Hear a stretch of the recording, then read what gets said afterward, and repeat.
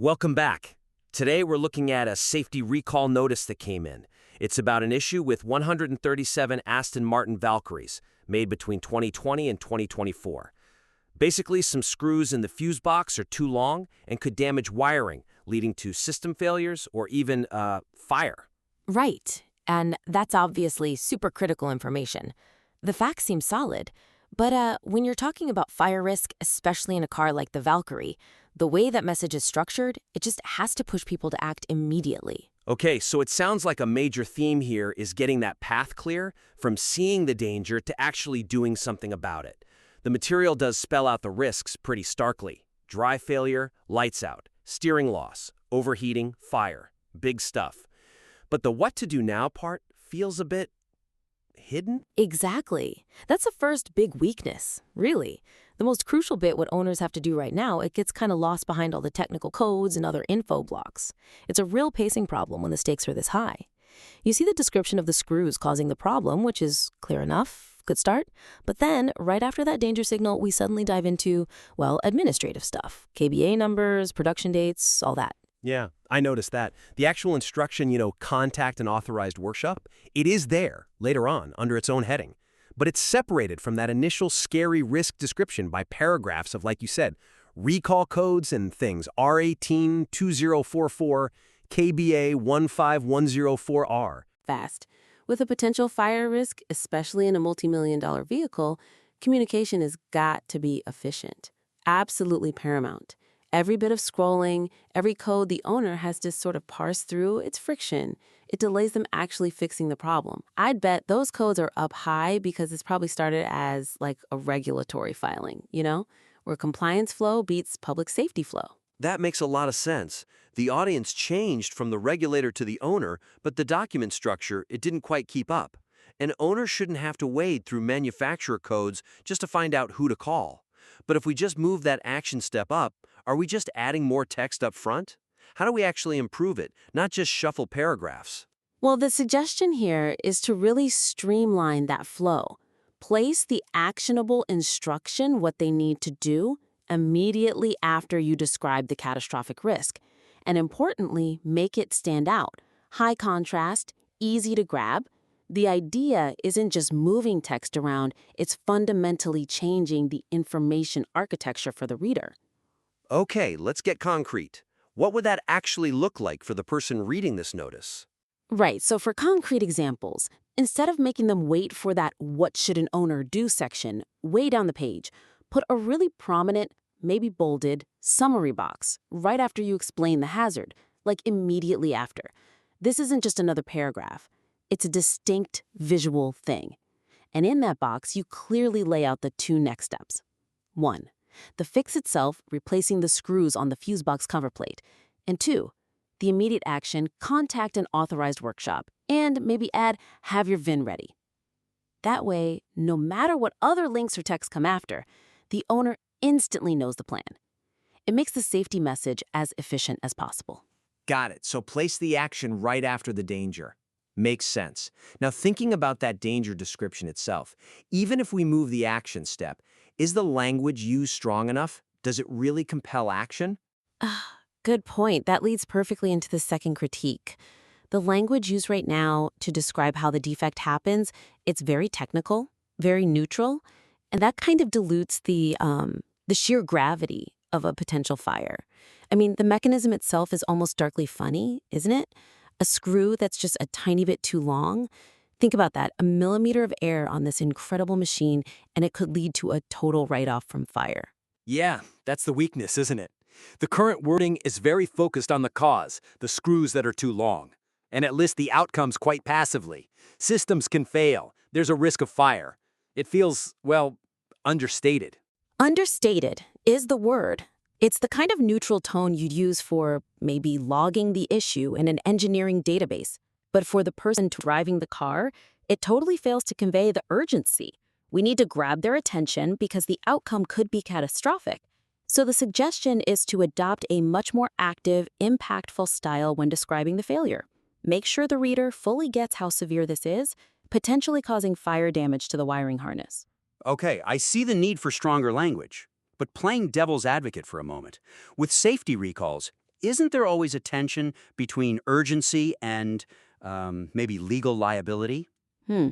If you lead straight out with critical fire risk, does that push it too far? Does it become sensational, something the lawyers might push back on? But it's always the balancing act in crisis comms, absolutely.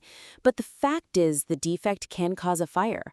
As communicators, our job is to convey the maximum possible consequence while staying factually grounded. So we need to rephrase that core explanation, put the consequence first. Okay, so how do we strike that balance? Let's talk concrete examples again. How could they rephrase it? For concrete examples, instead of starting with the detail about the screws, open strong, something like, Aston Martin is recalling 137 Valkyrie vehicles due to a critical fire risk stemming from screw overlength at the rear fuse box locking plate. See how that immediately puts the most serious outcome front and center? Yeah, that definitely changes the whole feel of the opening. It's not, here's a small parts issue, it's, your car has a serious fire risk. Exactly. And then, when you describe what happens next, don't just say it damages the harness. That sounds almost like normal wear and tear. Emphasize that it risks catastrophic failure of essential driving systems, including power steering and lighting, leading directly to potential vehicle fire. That kind of language matches the actual danger level for this specific problem in this specific type of high-performance car. Right, that level of specific, impactful detail feels necessary here. Okay, let's move to the third point.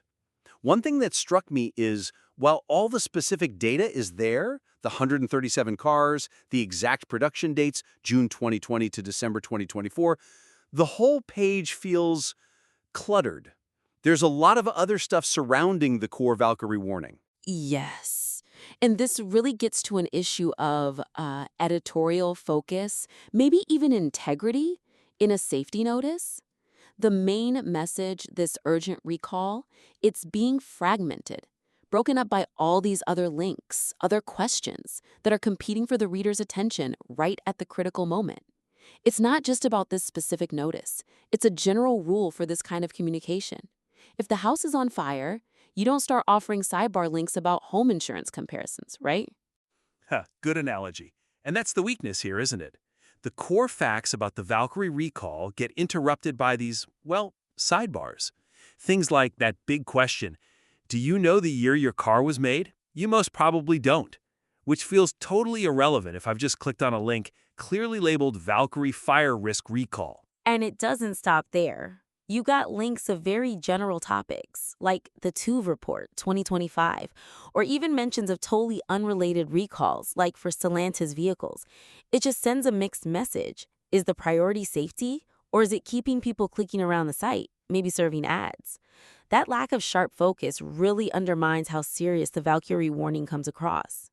This feels like a really key editorial choice for whoever put this page together.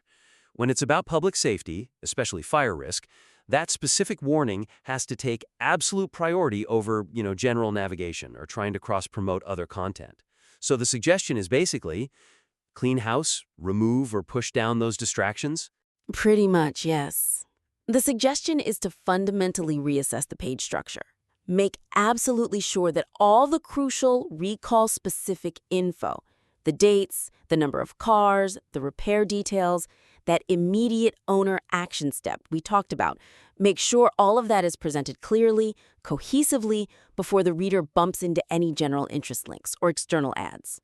Okay, so concretely, what needs to move or go, at least temporarily? Well, for concrete examples, I say you need to temporarily remove or relocate everything that isn't directly about this Valkyrie recall until that core message is complete. That means things like the generic more Aston Martin recalls link, those mentions of other manufacturer recalls, and definitely those prompts about checking VIN history or finding out your car's build year.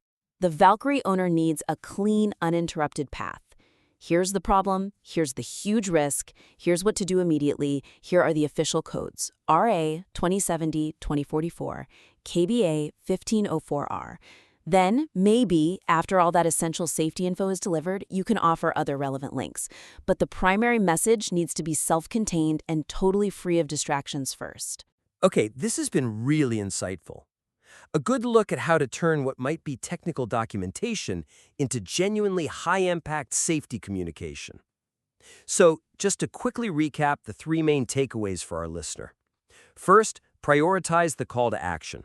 Get it right up front, maybe in a standout box, immediately after explaining the hazard. Make it unmissable. Second, amp up the urgency in how you describe the danger. Use consequence-first language. Make it crystal clear why this is serious. Mention the fire risk directly and actively. Don't bury it in passive technical terms. And third, maintain sharp editorial focus. Eliminate those structural distractions, the unrelated links, the general info sidebars, until the core, urgent safety message for this specific recall has been fully delivered. Protect the clarity. Exactly. Making those changes, it really shifts this from just being a precise data sheet, which it is now, into something truly effective, a powerful safety notice. By restructuring for speed and adopting a tone that actually matches the severity of the risk, you make it much more likely owners will act quickly. And that's the whole point, isn't it? We'd definitely be interested to see how this looks once it's refined. Yeah, absolutely. Send your updated documents back our way when they're ready.